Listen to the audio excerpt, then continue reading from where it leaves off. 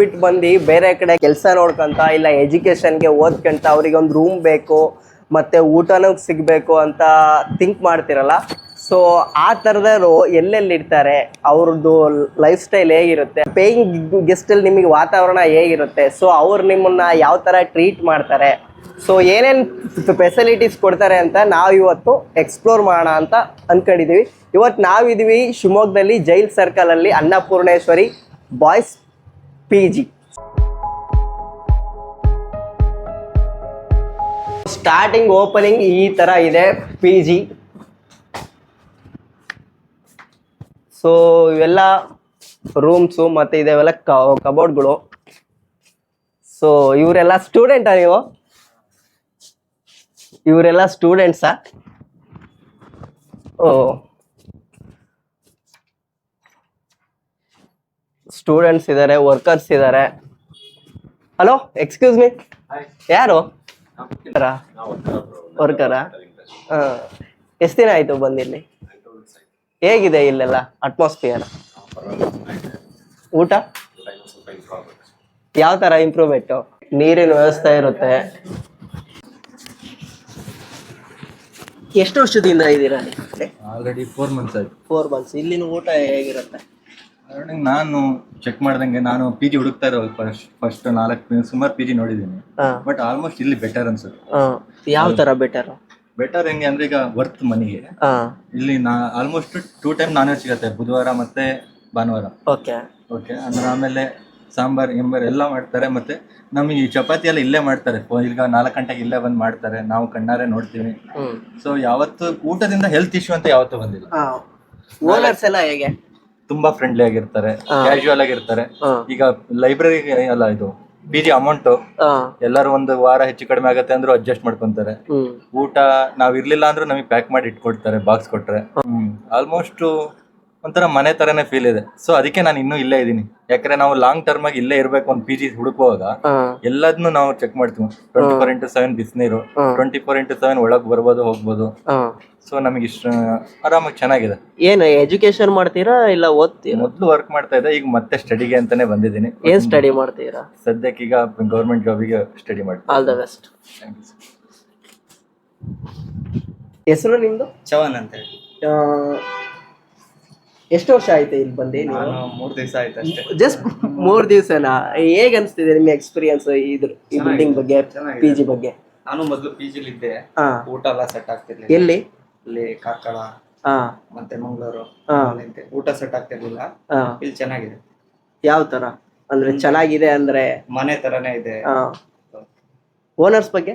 Owners ಪರವಾಗಿಲ್ಲ ಮಾತಾಡೋದು, ಆಮೇಲೆ ಅವ್ರು ತಗೊಳ್ಳೋ ರೆಂಟು ಎಲ್ಲ ಕಡಿಮೆ, ಬೇರೆ ಕಡೆ ಕಂಪೇರ್ ಮಾಡಿ. ವರ್ಕ್ ಮಾಡ್ತೀರಾ? ಎಜುಕೇಶನ್ ಎಲ್ಲಿ? ಗ್ಯಾಲಿಗರಲ್ಲಿ. ಗ್ಯಾಲ್ಗರ್ ಅಲ್ಲ? ಆಯ್ತು, ಓಕೆ, ಬಾಯ್. ಎಷ್ಟು ವರ್ಷದಿಂದ ಮಾಡ್ತೀರಾ ಮೇಡಮ್ ಈ PG? 6 ವರ್ಷ. 6 ವರ್ಷ ಅಂದ್ರೆ 2019ರಿಂದನಾ? ಏನ್ ರೆಂಟ್ ಇಲ್ಲೆಲ್ಲ PGಲಿ? ರೆಂಟ್ ನಮ್ಮ PG ಒಬ್ರಿಗೆ ನಾನು 4,000. ಅಡ್ವಾನ್ಸ್ ಏನಾದರೂ ಇದೆಯಾ? ಅಡ್ವಾನ್ಸ್ ಇಲ್ಲ. ಊಟದ ವ್ಯವಸ್ಥೆ ಹೇಗಿರುತ್ತೆ? ಊಟದ ವ್ಯವಸ್ಥೆ ಅಂದರೆ ಫುಲ್ ಊಟನೇ, ಫುಲ್ ಮೀಲ್ಸ್ ಥರನೇ ಕೊಡೋದು.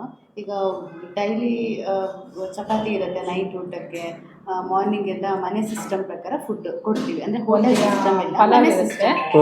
ಚಿತ್ರಾನ್ನ ಇರುತ್ತೆ, ಚಿತ್ರಾನ್ನ, ದೋಸೆ, ಇಡ್ಲಿ, ಉಪ್ಪಿಟ್ಟು, ಅವಲಕ್ಕಿ, ಈ ಥರ ಮೆನು ಎಲ್ಲ ಇರುತ್ತೆ. ಸಾಟರ್ಡೆ ಒಂದು ಸ್ವಲ್ಪ ಸ್ಪೆಷಲ್ ಆಗಿ ಮಾಡ್ಕೊಡ್ತೀವಿ. ಅಂದರೆ ಮಾರ್ನಿಂಗ್ ಟಿಫನ್ನು, ಮಧ್ಯಾಹ್ನ ಊಟ ಮತ್ತೆ ರಾತ್ರಿ ಊಟ ಎಲ್ಲ ವ್ಯವಸ್ಥೆ. ಇಲ್ಲಿ ಬಿಸಿನೀರು ವ್ಯವಸ್ಥೆ ಇರುತ್ತಾ ಮೇಡಮ್? 24 hours. ಅಂದ್ರೆ ನಿಮ್ದು ಇದೊಂದೇ ಬಿಲ್ಡಿಂಗ್? ಸುಮಾರು ಇನ್ನು 4 ಕಡೆ ಇದೆ. ಅದು ಬಂದು ಹೊಸಮನೆ ಹತ್ರ ಇದೆ. ಹೊಸಮನೆ ಫಸ್ಟ್ ಸೆಕೆಂಡ್ ಕ್ರಾಸ್ ಮತ್ತೆ ಹೊಸಮನೆ 5th ಕ್ರಾಸ್, 3 ಕಡೆ ಇದೆ. ಅಲ್ಲೆಲ್ಲ ಏನ್ ರೆಂಟ್? Same rate, 4,500. ನಿಮಗೆ PGನೇ ಯಾಕೆ ಓಪನ್ ಮಾಡಬೇಕು ಅನಿಸ್ತು? ಅಂದರೆ ಒಂದು ಬಿಸ್ನೆಸ್ ಅಂತ ಮಾಡೋದಕ್ಕೆ ಸ್ಟಾರ್ಟ್ ಮಾಡಿದಾಗ ತುಂಬ ಥರದ್ದು ಮಾಡಿದ್ವಿ ನಾವು. ಅಂದರೆ ಹರ್ಬಲ್ ಲೈಫ್ ಅದು ಇದು ಮಾಡಿದ್ವಿ, ಯಾವುದು ಅದೆಲ್ಲ ಓಡಾಡಿ ಕೆಲಸ ಮಾಡಬೇಕು ಅನಿಸ್ತು. ಬಟ್ ಇದನ್ನು ಮಾಡಿದಾಗ ಅಂದರೆ ನಾನು ಒಂದು ಕಡೆ ಪಿ ಜಿನಲ್ಲಿ ಇದ್ದಾಗ ನನ್ಗೆ ಅಲ್ಲಿ ಊಟ ಎಲ್ಲ ಅಷ್ಟು ಚೆನ್ನಾಗಿ ಸಿಗ್ಲಿಲ್ಲ. ಎಲ್ಲಿ? ಬೆಂಗಳೂರಲ್ಲಿದ್ದೆ ನಾನು. ಡೈಲಿ ತಿಳಿಸಾರು ಅನ್ನ ಕೊಡೋರ, ಅದೇ ತಿಂತಾ ಇದ್ವಿ ಡೈಲಿ, ಅದೇ ಇತ್ತು, ಏನು ಚೇಂಜಸ್ ಇಲ್ಲ ಅಲ್ಲ. ತುಂಬ ಜನ ಎಲ್ಲ ರೂಮ್ ಮಾಡ್ಕೊಂಡು ಹೋಗೋಣ ಹಾಗೆ ಹೀಗೆ ಅಂತ ಇದ್ರು. ಊಟ ಒಂದು ದಿನಕ್ಕೂ ಚೆನ್ನಾಗಿರ್ಲಿಲ್ಲ ನನಗೆ. ಅದಕ್ಕೆ ನಾನು ಮನೇಲಿ ಡಿಸ್ಕಸ್ ಮಾಡಿದೆ, ನಾವು ಒಂದು ಪಿ ಜಿ ಮಾಡಿಬಿಟ್ಟು ಒಳ್ಳೆ ಊಟನ ಕೊಡೋಣ, ಊಟದ್ದೇ ಕಾನ್ಸೆಪ್ಟ್ ಇಟ್ಕೊಂಡು ನಾವೇ ಈ ಮೆನು ರೆಡಿ ಮಾಡಿರೋದು. ವಾರದಲ್ಲಿ 2 ದಿನ ಮೊಟ್ಟೆ ಕೊಡೋಣ, 2 ದಿನ ನಾನ್ ವೆಜ್ ಕೊಡೋಣ, ಮತ್ತೆ ಡೈಲಿ ಚಪಾತಿ ಕೊಡೋದು, ಮಧ್ಯದಲ್ಲಿ ಮುದ್ದೆ, ಎಲ್ಲ ಚೇಂಜಸ್ ಮಾಡಿ ಅಂತ ಮಾಡ್ಕೊಂಡು ಬಂದ್ವಿ. ಬಟ್ ತುಂಬಾ ವರ್ಷದಿಂದ ಇದ್ದು ಈ ಊಟ 4-5 ವರ್ಷ ಇದ್ದು ಹೋದ ಹುಡುಗರು ಇದ್ದಾರೆ ಮುಗಿಸ್ಕೊಂಡು. ಆ ಥರ ಊಟ ನಮ್ಮ ಎಲ್ಲ ಕೇಳಿದ್ರು ಊಟ ಚೆನ್ನಾಗಿದೆ ಅಂತ ಬರ್ತಾ ಇದೆ. ನಾನು ಆ ತಲೆಯಲ್ಲಿ ಇಟ್ಕೊಂಡು ಈ ಥರ ಮಾಡಿರೋದು, ಅದು ಚೆನ್ನಾಗಿ ನಡೀತಾ ಇದೆ ನಮಗೆ ಊಟದಿದ್ರಲ್ಲಿ. ಏನು ಮತ್ತೆ ನಾವು ಟೇಸ್ಟಿಂಗ್ ಪೌಡರ್ ಆಗಲಿ ಸೋಡಾ ಆಗಲಿ ಏನು ಯೂಸ್ ಮಾಡಲ್ಲ. ಮನೇಲಿ ಏನು ಯೂಸ್ ಮಾಡ್ತೀವೋ ಅದೇ ಐಟಮ್ ತಂದು ಇಲ್ಲಿ ಅಡುಗೆ ಮಾಡಿಸ್ತಾ ಇರೋದು. ಅಂದ್ರೆ ನೀವಿಬ್ರು ಸಿಸ್ಟರ್ ಮೇಡಮ್, ಏನು ಪಾರ್ಟ್ನರ, ಬಿಸ್ನೆಸ್ ಪಾರ್ಟ್ನರ? ಇಲ್ಲ, ನಾವಿಬ್ರು ಫ್ರೆಂಡ್ಸ್ ಈಗ ಪಾರ್ಟ್ನರ್ಸ್. ಮತ್ತೆ ಒಂದೇ ಇದು ಅಲ್ಲ, ಫಾರ್ ಫ್ರೆಂಡ್ಸ್ ಅಂದ್ರೆ ಏನ್ ಪಿ ಜಿ ಮಾಡಕ್ಕೋಸ್ಕರ ಫ್ರೆಂಡ್ಸ್ ಆಗಿದೆ ಇಲ್ಲ ಮುಂಚೆಯಿಂದಾನೆ? ಯಾವ ತರ ಅಂತಂದ್ರೆ ಸ್ಕೂಲ್ ಫ್ರೆಂಡ್ಸೋ, ಕಾಲೇಜ್ ಫ್ರೆಂಡ್ಸೋ, ಇಲ್ಲ ಪಕ್ಕದವರೇ ಫ್ರೆಂಡ್ಸೋ? ಒಂದೇ ಊರ್ನವರು, ಮತ್ತೆ ಒಂದೇ ಕ್ಯಾಸ್ಟ್. ಹಾಗಾಗಿ ಅದಕ್ಕೆ ಸ್ವಲ್ಪ ಇದ್ರದ ಬಗ್ಗೆ ಸ್ವಲ್ಪ ಅದ್ರ ಹರ್ಬಲ್ ಲೈಫ್ ಅಲ್ಲೂ ಇಬ್ರು ಒಟ್ಟಿಗೆ ಮಾಡ್ತಾ ಇದೀವಲ್ಲ. ಓಕೆ, ಹರ್ಬಲ್ ಲೈಫ್ ಅಲ್ಲಿ ಏನ್ ಮಾಡ್ತಿದ್ರಿ ಮೇಡಮ್ ನೀವು? ಅಲ್ಲೂ ಫುಡ್ಡು ಅಂದ್ರೆ ಸಣ್ಣ ಆಗ್ತಾರೆ ಹಿಂಗೆಲ್ಲ ಇತ್ತು, ದಪ್ಪ ಆಗ್ತಾರೆ, ಸಣ್ಣ ಆಗ್ಬೋದು ದಪ್ಪ ಆಗ್ಬೋದು ಅಂತ ಹೇಳಿ ಮಾಡಿದ್ರು. ಬಟ್ ಅದ್ರಲ್ಲಿ ನಮ್ಗೆ ಏನ್ ಬೆನಿಫಿಟ್ ಕಾಣಿಲ್ಲ. ಯಾಕಂತಂದ್ರೆ ಮೇಲ್ಗಡೆ ಯಾರು ಇರ್ತಾರೆ, ನಾವೆಷ್ಟೇ ವರ್ಕ್ ಮಾಡಿದ್ರು ಮೇಲ್ಗಡೆಯವ್ರಿಗೆ ತುಂಬಾ ಲಾಭ ಆಗ್ತಾ ಇತ್ತದು. ಮತ್ತೆ ಅವ್ರು ಹೇಳಿದ್ದಕ್ಕೆ ನಾನು ಹೋಗ್ಬೇಕಾಗ್ತಿತ್ತು. ಅಂದ್ರೆ ಈ ಟೈಮಿಂಗ್ಸಿಗೆ ಬನ್ನಿ ಅಂದ್ರೆ ಈ ಟೈಮಿಂಗ್ಸಿಗೆ ಬರ್ಬೇಕು, ಸಂಜೆ ತನಕ ಇರ್ಬೇಕು ಮನೇಲಿ. ಮಗಂಗೂ ಟೈಮ್ ಕೊಡಕ್ಕಾಗಲ್ಲ, ಮನೆ ಕೆಲಸನೂ ಆಗಲ್ಲ, ಈ ತರ ಇತ್ತು. ಈ ಟೈಮಿಂಗ್ಸಿಗೆ ಯಾಕೆ ಬಂದಿಲ್ಲ ಕೇಳ್ತಾರೆ. ಮತ್ತೆ ಬೇರೆ ಬೇರೆ ಇನ್ವೆಸ್ಟ್ಮೆಂಟ್ ಮಾಡ್ಬೇಕು, ಹೋಗಿ ಜನರಿಗೆ ಹೇಳೋದು, ಅವರಿಗೆ ಕನ್ವಿನ್ಸ್ ಮಾಡೋದು. ಅದರಿಂದ ಕೆಲವರೆಲ್ಲ ಹೇಳಕ್ ಸ್ಟಾರ್ಟ್ ಮಾಡಿದ್ರು, ಇದು ಸುಮ್ಮನೆ ನಾವು ಮನೇಲೆ ಡಯಟ್ ಮಾಡ್ಬೋದು, ಇವೆಲ್ಲ ಬೇಡ ಅಂತ. ನಮಗೂ ಅದು ಯಾಕೋ ಸರಿ ಕಾಣಿಸಿಲ್ಲ, ತುಂಬಾ ಇನ್ವೆಸ್ಟ್ಮೆಂಟ್ ಮಾಡಬೇಕು ಅಂತ ಬಂತು. ಅದಕ್ಕೆ ಇದು ಬೇಡ ಅಂತ ಹೇಳ್ಬಿಟ್ಟು ನಮಗೂ ಹೇಗೋ ಮುದ್ರಾ ಲೋನ್ ಎಲ್ಲ ಸಿಕ್ಕಿತ್ತು, ತಗೊಂಡು ಈ ಬಿಸ್ನೆಸ್ ಮಾಡಿದ್ವಿ, ಕ್ಲಿಕ್ ಆಯ್ತು. ಸೊ ಯಾರು ಬಿಸ್ನೆಸ್ ಬಗ್ಗೆ ಹೇಳಲ್ಲ, ನೀವು ಹೇಳ್ತಾ ಇದ್ದೀರಾ. ನಿಮ್ದು ಮಂತ್ಲಿ ಇನ್ಕಮ್ ಎಷ್ಟು ಬರುತ್ತೆ ಮೇಡಮ್? ಎಲ್ಲ ಖರ್ಚೆಲ್ಲ ಕಳೆದು ಒಂದು 10,000 ಉಳಿಯೋದು ಒಬ್ಬೊಬ್ರಿಗೆ. 10,000 ಸುಳ್ಳ? ನೀ ಚೆನ್ನಾಗಿ ಗೊತ್ತಾಗ್ತಿಲ್ಲ. ಅಕಸ್ಮಾತ್ ಮತ್ತೆ ಅಲ್ಲ, ಇದು ಒಂದು ಪಿ ಜಿ ಇಂದಾನೆ 10,000 ಉಳಿಯುತ್ತಾ ಇಲ್ಲ ಎಲ್ಲ ಪಿ ಜಿ ಇಂದಾನೆ ಉಳಿಯುತ್ತಾ? ಯಾಕಂದ್ರೆ ರೆಂಟಿಂಗ್ ಅಲ್ಲ, ಎಲ್ಲ ರೆಂಟ್ ಓನ್ ಬಿಲ್ಡಿಂಗ್ ಅಲ್ಲ, ಎಲ್ಲ ಬಿಲ್ಡಿಂಗಿಗೂ ನಾವು ಮಂತ್ಲಿ ರೆಂಟ್ ಪೇ ಮಾಡ್ಲೇಬೇಕು. ಎಷ್ಟು ಕೊಡ್ತೀರಾ ಮೇಡಮ್ ಇದಕ್ಕೆ ರೆಂಟ್ ಅವರಿಗೆ, ಓನರ್ಸ್ಗೆ? 30,000. ಆಮೇಲೆ ಹೊಸ ಮನೇಲಿ ಇರೋದು ಒಂದು 35,000, ಇನ್ನೊಂದು 25,000, ಆಮೇಲೆ ಇನ್ನೊಂದು 11,000 ಈ ತರ ಎಲ್ಲ ಇದೆ ನಮ್ಗೆ. ಕರೆಂಟ್ ಬಿಲ್ಲು, ವಾಟರ್ ಬಿಲ್ಲು ಎಲ್ಲರೂ ಖರ್ಚು ಕಳೆದಾಗ ನಮ್ಗೆ ಮತ್ತೆ ಲೋನ್ಗೂ ಹೋಗುತ್ತೆ, ದುಡ್ಡು ಕಟ್ಟಾಗುತ್ತೆ, ಎಲ್ಲ ಹೋಗಿ ಒಂದಿಷ್ಟು ಅಂತ ಉಳಿಯುತ್ತೆ. ಮನೆ ಎಲ್ಲ ನೋಡ್ಕೊಂಡು ಇದು ಮಾಡ್ಕೊಂಡು ಹೋಗ್ಬೋದು. ಆ ಥರ ಅಡಿಗೆ ಮಾಡ್ಲಿಕ್ಕೆ ಭಟ್ರು ಎಷ್ಟು ಜನ ಇಟ್ಟಿದ್ದೀರಾ? 4 ಇದೊಂದ್ರಲ್ಲೇನಾ? ಇಲ್ಲ, ಎರಡು ಕಡೆ ಸೇರಿ. ಜೆಂಟ್ಸ್ ಲೇಡೀಸ್ ಅಣ್ಣ? ಲೇಡೀಸ್. ಅಂದ್ರೆ ನಿಮ್ದು ಪಿ ಜಿಗಳೆಲ್ಲ ಇರೋದು ಬಾಯ್ಸ್ ಅಷ್ಟೇನಾ ಇಲ್ಲ ಗರ್ಲ್ಸ್ ಏನಾದ್ರು? ಗರ್ಲ್ಸ್ ಇತ್ತು, ಇವಾಗ ಇದಾರೆ ಒಂದು 3-4 ಮೆಂಬರ್ಸ್ ಅಷ್ಟೇನೆ. ಬಾಯ್ಸ್ ಜಾಸ್ತಿ, 4 ಬಿಲ್ಡಿಂಗ್. ಅಂದ್ರೆ ಈಗ 5 ವರ್ಷ ಆಯ್ತು ಅಂತ ಹೇಳ್ತೀರಲ್ಲ, ಇದ್ರಲ್ಲಿ ನಿಮ್ದು ಎಕ್ಸ್ಪೀರಿಯನ್ಸ್ ಅಂದ್ರೆ ಒಳ್ಳೆ ಹುಡುಗರು ಯಾವ ತರ ಅಂದ್ರೆ ಬರೋರು ಹೋಗ್ತಾರೆ, ಪಿ ಜಿಲಿ ಏನಾದ್ರು ಗಲಾಟೆ? ಹುಡುಗರೆ ಬಂದಿದ್ದಾರೆ ಅಂದ್ರೆ ಅದ್ರಲ್ಲಿ 1-2-3 ಜನ ಸ್ವಲ್ಪ ಹೇಳಿದ ಮಾತು ಕೇಳ್ತಾ ಇದ್ದೀರಾ, ಅವ್ರದ್ದೇ ಅಂದ್ರೆ ನಾವೀಗ ಇಷ್ಟೊಂದು ಒಳ್ಳೆ ಆಫರ್ ಕೊಟ್ಟು ಅಡ್ವಾನ್ಸ್ ತಗೊಳ್ಳದೆ, ರೆಂಟ್ 4,500 ಅಂದ್ರೆ ದಿನಕ್ಕೆ 150 ರೂಪಾಯಿ ಬಿತ್ತು, 4,500 ಕೊಡೋದು ಒಂದು ತಿಂಗಳಿಗೆ. ಅದನ್ನ ಆ ಡೇಟಿಗೆ ಕೊಟ್ಬಿಟ್ರೆ ಮುಗಿಯುತ್ತೆ. ಕೆಲವರು 1 ಮಂತ್ ಇದ್ದು ನನಗೇನೋ ಒಂದು ಸಮಸ್ಯೆ ಇದೆ ಅಂತ ಹೇಳ್ಕೊಂಡು ಆಮೇಲೆ ಕೊಡದೆ ಹೋದವರು ಇದ್ದಾರೆ. ಈ ತರ ನಮ್ಗೆ ತುಂಬಾ ಲಾಸ್ ಆಗಿದೆ. ಆ ಥರನೂ ಮಾಡಿ ಹೋಗಿದ್ದಾರೆ. ಆ ಥರ ಲಾಸು ಇದೆ, ಲಾಭನೂ ಇದೆ. ಕೆಲವು ಒಳ್ಳೆ ಹುಡುಗರು ಇದ್ದಾರೆ, ಅದ್ರ ಬಗ್ಗೆ ನಾನು ಹೇಳಕ್ ಹೋಗಲ್ಲ. ಅಂದ್ರೆ ಈಗ ಎಕ್ಸಾಂಪಲ್ ನಾನು ಒಂದು ಕೇಳ್ತೀನಿ. ಈಗ ಊಟ ಖಾಲಿ ಆಗಿದೆ, ಬಟ್ ಅವನು ಆಚೆ ಹೋಗಿದ್ದಾನೆ, ಬಟ್ ಅವನಿಗೆ ನಿಮಗೆ ಇನ್ಫಾರ್ಮ್ ಮಾಡಿಲ್ಲ, ಅವರಿಗೆಲ್ಲ ಊಟದ ವ್ಯವಸ್ಥೆ ಹೇಗ್ ಮಾಡ್ತೀರಾ ನೀವು? ಈಗ ನಮಗೆ ಕಾಲ್ ಮಾಡಿ ಹೇಳಿದ್ರೆ ಎತ್ತಿಡ್ತೀವಿ. ನಾನೇ ಪರ್ಟಿಕ್ಯುಲರ್ ಕಾಲ್ ಮಾಡಿ ಕೇಳ್ತೀನಿ, ನೀವು ಇದ್ದೀರಾ, ಇವತ್ತು ಊರಿಗೆ ಹೋಗಿದ್ದೀರಾ ಅಂತ ಹೇಳ್ಬಿಟ್ಟು. ಅವ್ರು ಊರಿಗೆ ಹೋದ್ರೆ ಇಲ್ಲ ಇದೀನಿ ಅಂತಂದ್ರೆ ಒಂದು ಬಾಕ್ಸ್ ಅರೇಂಜ್ ಮಾಡಿ ಅವ್ರ ಬೆಡ್ ಮೇಲೆ ಇಟ್ಟು ಹೋಗ್ತೀನಿ ಊಟ ಪ್ರತಿಯೊಬ್ಬರಿಗೂ. ಆ ತರ ಅಕಸ್ಮಾತ್ ಮೇಡಮ್ ಅವನಿಗೆ ಇನ್ಫಾರ್ಮ್ ಮಾಡಿಲ್ಲ ನಿಮಗೆ, ಸೊ ರೈಸು ಇಲ್ಲ, ಬಂದಾಗ ಅವ್ರು ಫೋನ್ ಮಾಡ್ತಾರೆ. ಒಂದ್ ಟೈಮಿಂಗ್ಸ್ ಇರುತ್ತೆ. ಆ timings ಟೈಮಿಂಗ್ಸ್ ಅಲ್ಲಿ ಬಂದ್ರೆ ನಾವಿದ್ರೆ ನಾನೇ ಮಾಡ್ಕೊಡ್ತೀನಿ. ಹೋಗ್ತೀವಿ. ಅಡುಗೆಯವ್ರಿದ್ರೆ ಅವ್ರ ಹತ್ರ ನಾವು ಮಾಡ್ಕೊಡಕ್ ಹೇಳ್ತೀವಿ. ನೈಟ್ ನಾವು ಊಟ ಬಿಡ್ಸಕ್ ಬರ್ತೀವಲ್ಲ, ಆಗ ಬಂದ್ರೆ ನಾನು ರೈಸ್ ಮಾಡಿ ಹೋಗ್ತೀನಿ, ಮಾಡಿ ಕೊಟ್ಟು ಹೋಗ್ತೀವಿ. 9:30 ತನಕ ಅಂತೂ ನಾವಿದ್ದೀವಿ, ಮಾಡಿ ಕೊಟ್ಟು ಹೋಗ್ತೀವಿ. 10 ಗಂಟೆ ಮೇಲೆಲ್ಲ ಬಂದ್ರೆ ಕಷ್ಟ ಆಗತ್ತೆ ಅಷ್ಟೇ.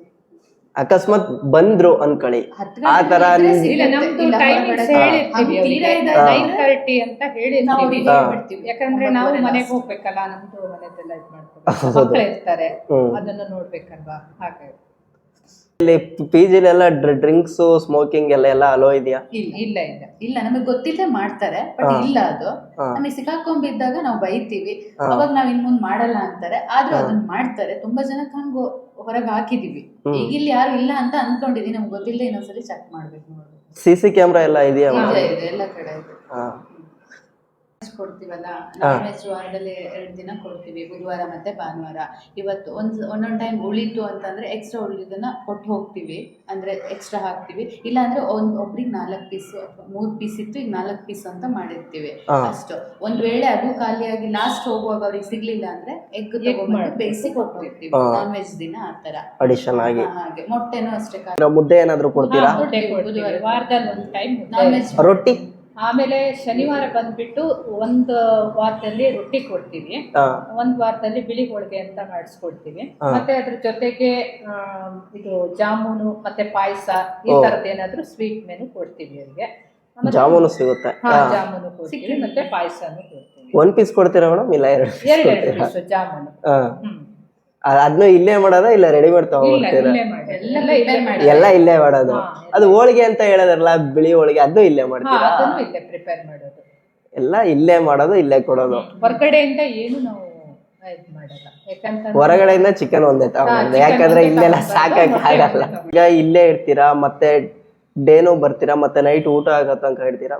ಫ್ಯಾಮಿಲಿಗೆ ಯಾವ ತರ ಟೈಮ್ ಕೊಡ್ತೀರಾ? ನಿಮ್ ಮಕ್ಳಿಗೆ ನೈಟ್ ಟೈಮೇ ಕೊಡಕ್ಕಾಗಲ್ಲ. ಮತ್ತೆ ಅವರು ಸ್ಕೂಲಿಗೆ ಹೋಗ್ಬೇಕಲ್ಲ, ಅವ್ರು ಬೆಳಗಿಂದ ಸಂಜೆ ತನಕ ಸ್ಕೂಲಿಗೆ ಹೋಗಿರ್ತಾರೆ, ಸ್ಕೂಲು ಕಾಲೇಜ್ ಹೋಗಿರ್ತಾರೆ.